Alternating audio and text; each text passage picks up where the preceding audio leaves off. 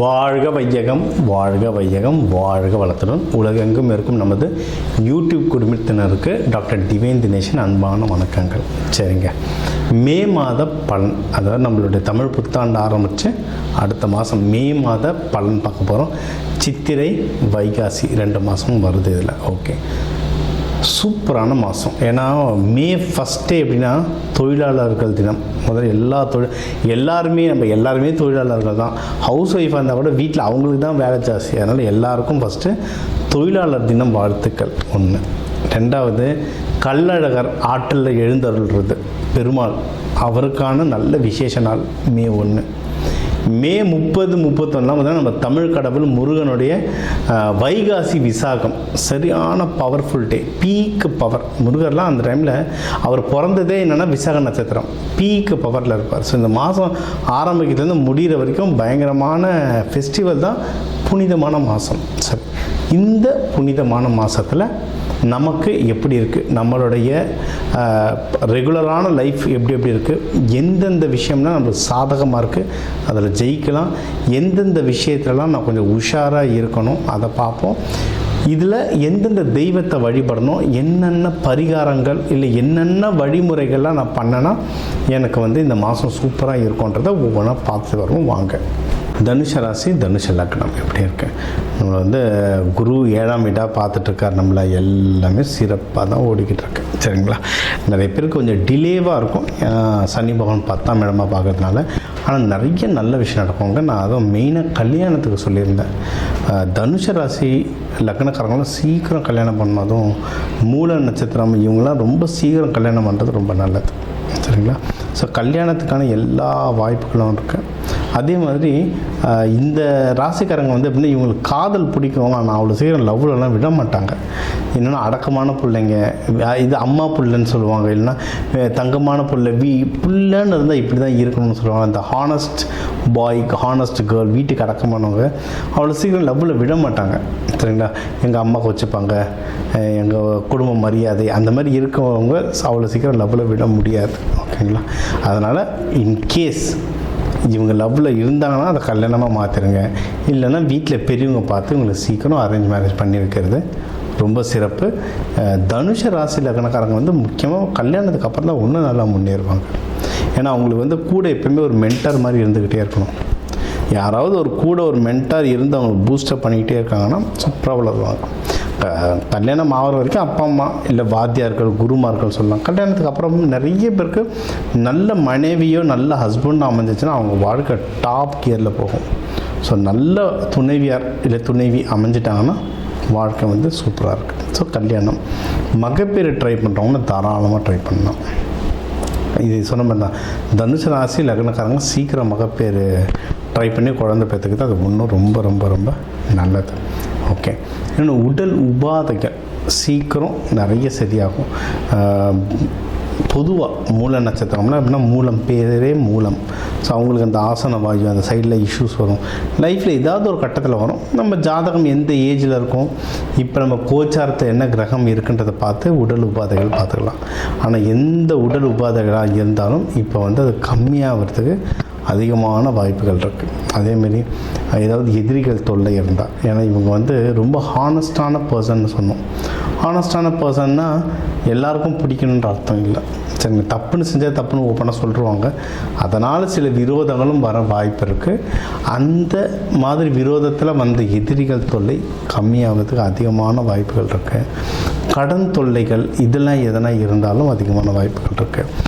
பிரச்சனை நம்மளுக்கு கம்மியாச்சுனாவே வாழ்க்கை தானே சந்தோஷம் வந்துடுங்க. சரிங்களா, வேலையில் நல்ல முன்னேற்றம் இருக்குது. ஏன்னா இவங்க நல்ல hard worker, hard and smart worker. இவங்க வேலையில் ரொம்ப சின்சியராக இருக்கவங்க. இவங்களையும் நிறைய பேருக்கு பிடிக்கும். அண்ட் இவங்களும் நிறைய பேருக்கு நிறைய நல்ல விஷயம் சொல்லி தருவாங்க. வேலையில் முன்னேறத்துக்கு சரியான சூப்பரான டைம் இது ஒன்று. தொழில் பண்ணுறவங்க ரொம்ப ஜாக்கிரதையாக இருக்கணுங்க.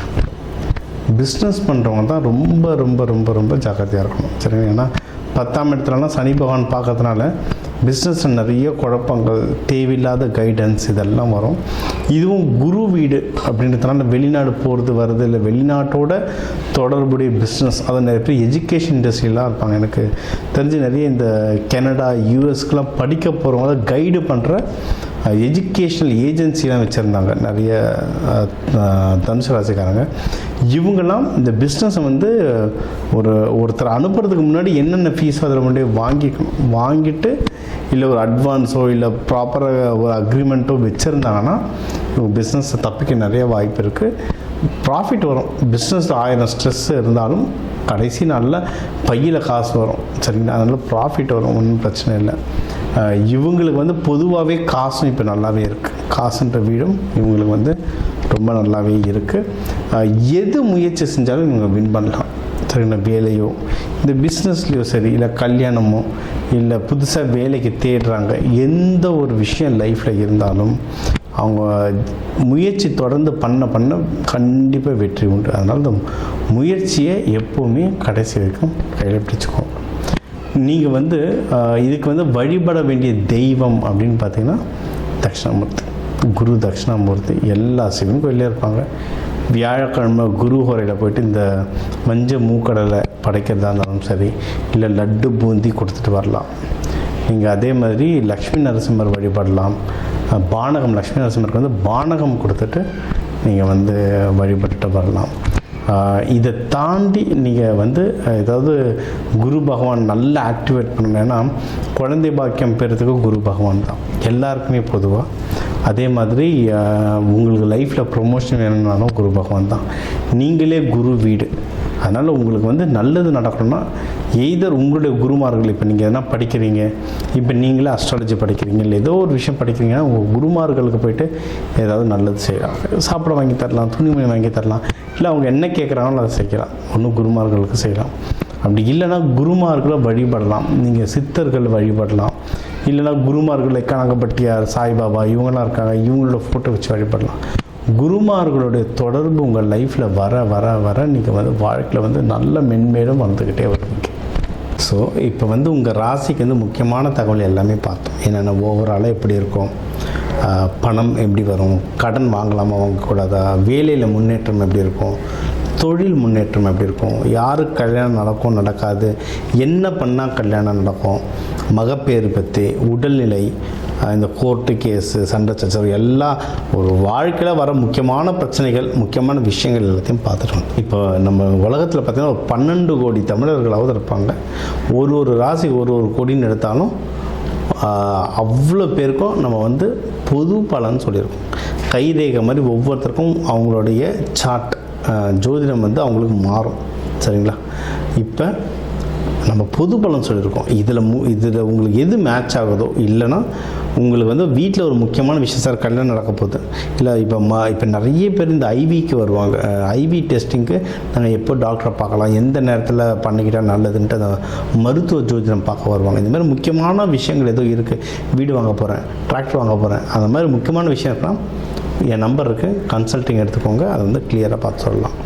இப்போ இது கூடவே நம்ம வந்து நடுவில் நிறைய ராசிகளுக்கு இப்படி சொன்னோம், தெய்வ வழிபாடும் ஒன்று, கூடவே நம்ம சில தானியங்கள் சொன்னோம். இந்தந்த ராசிக்காரங்க இந்தந்த தானியம் கையில் வச்சுக்கோங்க, அது ஒரு பவர் ஏறும்னு. அதே மாதிரி நம்ம வாழ்க்கையில் வர சில பிரச்சனைகளுக்கு ஏற்ற மாதிரி தானியங்கள் இருக்குது.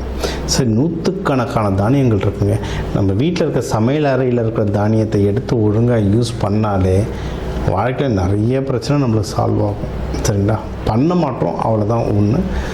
இப்போ சனி பயிற்சிகளாக நீங்கள் வந்து நல்லெண்ணெய் தேய்ச்சி குளிக்கிறது அவ்வளோ இப்போ நல்லெண்ணெய் தேய்ச்சி குளிக்கிறதுனா ஏதாவது கோவிலுக்கு பஸ் ஏறி போகணுமா, யாருக்காவது ஹோமத்துக்கு காசு கொடுக்கணுமா? இல்லை, வீட்டில் நல்லெண்ணெய் எப்படியும் இருக்கும். எல்லா தமிழர்கள் வீட்லேயும் எப்படியும் நல்லெண்ணெய் இருக்கும். அது தேய்ச்சி குளிக்கிறதுல என்ன ஆக போகுது? இந்த மாதிரி சிம்பிளான பரிகாரங்கள் நிறைய இருக்குது.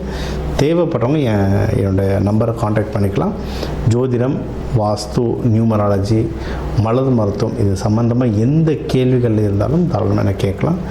உங்கள் எல்லாருக்குமே இந்த மே மாதம் அந்த மீனாட்சி சுந்தரேஸ்வரர் அருளால் எல்லாமே நல்லபடியாக நடக்க டாக்டர் டிவைன் தினேஷன் அன்பான வணக்கங்கள். வாழ்க வளத்துடன்.